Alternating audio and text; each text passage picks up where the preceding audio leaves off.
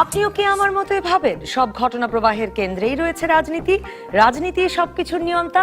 তাহলে আপনার সাথে আমার জমবে ভালো। স্বাগত রাজকাহনের সাথে আছি নবনীতা চৌধুরী। নবনীতা চৌধুরীকে বহু বছর ধরে যারা সাহসী সাংবাদিক, টেলিভিশন উপস্থাপক এবং স্বাধীনচেতা বিশ্লেষক হিসেবে চিনতেন, তাদের জন্য প্রশ্নটা এখন অস্বস্তিকর। তিনি আসলে কে? সাংবাদিক নাকি আওয়ামী লীগের অদৃশ্য পারপাস সার্ভ করা একজন ব্যক্তি? গণ অভ্যুত্থানের পর তার ইউটিউব চ্যানেল নবনীতা চৌধুরীর বয়ানের বিশ্লেষণ দেখে অনেকের মনে এই সন্দেহ দানা বেঁধেছে। 2024 সালের 29 আগস্ট আইনজীবী গাজী এমএইচ তামিম আন্তর্জাতিক অপরাধ ট্রাইব্যুনালে শেখ হাসিনা সহ 32 জন সাংবাদিকের বিরুদ্ধে গণহত্যার অভিযোগ দায়ের করেন। অভিযোগে নবনীতা চৌধুরী সহ অন্যদের আওয়ামী লীগের চাটুকার বলা হয়েছে। রিপোর্টার্স উইদাউট বর্ডার্স এ মামলাকে হয়রানি বলে নিন্দা করলেও প্রশ্নটা থেকেই যায়, আওয়ামী লীগের 15 বছরের শাসনামলে যিনি ডিবিসি নিউজ সহ বিভিন্ন মাধ্যমে সক্রিয় ছিলেন, তিনি কি সত্যি নিরপেক্ষ ছিলেন? তার বর্তমান বিশ্লেষণেও একই সুর।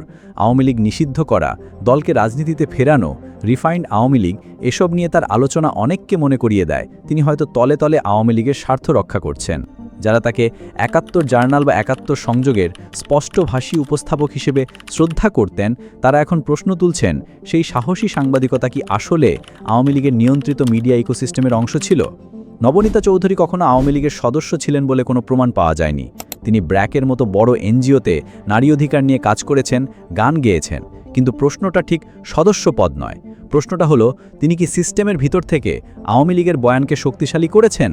তার টক শো, লেখা এবং বর্তমান ইউটিউব কন্টেন্ট কি সবসময় ক্ষমতাসীনদের স্বার্থের সঙ্গে সামঞ্জস্যপূর্ণ ছিল?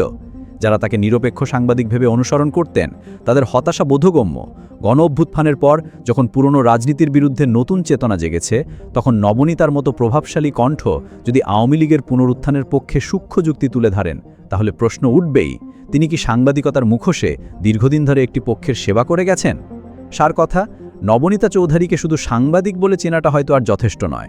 তার অতীত কর্মকাণ্ড এবং বর্তমান অবস্থান নিয়ে নতুন করে মূল্যায়নের সময় এসেছে। যারা তাকে বিশ্বাস করতেন, তাদের জন্য এটা কঠিন সত্য, কখনো কখনো সাংবাদিকতার আড়ালে রাজনৈতিক এজেন্ডা লুকিয়ে থাকতে পারে।